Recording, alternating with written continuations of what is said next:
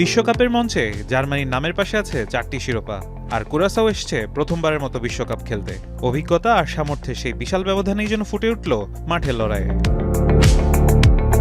ম্যাচের শুরুতেই আক্রমণের ঝড় তোলে জার্মানি।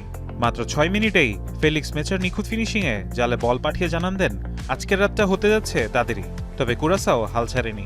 21 মিনিটে লিয়ান্দ্রো কোমেনেন্সিয়ার দারুণ গোলে ম্যাচে ফিরে আসে তারা। মুহূর্তের জন্য হলেও ম্যাচে যোগ হয় উত্তেজনা,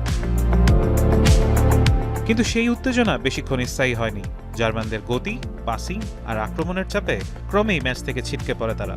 38 মিনিটে নিকো স্লটারবেকের গোল আবারও এগিয়ে দেয় জার্মানিকে। এরপর প্রথমার্ধের একবারে শেষ মুহূর্তে অতিরিক্ত সময় পেনাল্টি থেকে কাই হ্যাভার্টসের ঠান্ডা মাথার ফিনিশিংয়ে স্কোরলাইন দাঁড়ায় 3-1। দ্বিতীয়ার্ধে যেন কুরাসাওয়ের জন্য দুঃস্বপ্ন নেমে আসে। মাঠে নেমেই 47 মিনিটে জামাল মুসিয়ালার চমৎকার গোল। একের পর এক আক্রমণে বিধ্বস্ত থাকে প্রতিপক্ষের রক্ষণভাগ। 68 মিনিটে নাথানিয়েল ব্রাউনের গোল, 78 মিনিটে ডেনিস উনভাদের ফিনিশিং, আর 87 মিনিটে নিজের দ্বিতীয় গোল করে ম্যাচের ইতি টানেন কাই হ্যাভার্টস। প্রতিটি গোলেই ছিল জার্মানদের টেকনিক্যাল শ্রেষ্ঠত্ব আর আক্রমণাত্মক ফুটবলের নিখুঁত প্রতিফলন। শেষ পর্যন্ত স্কোরলাইন জার্মানি 7, কুরাসাও 1। এই জয় শুধু 3 পয়েন্ট নয়, বিশ্বকাপের বাকি দলগুলোর জন্য এক স্পষ্ট বার্তা।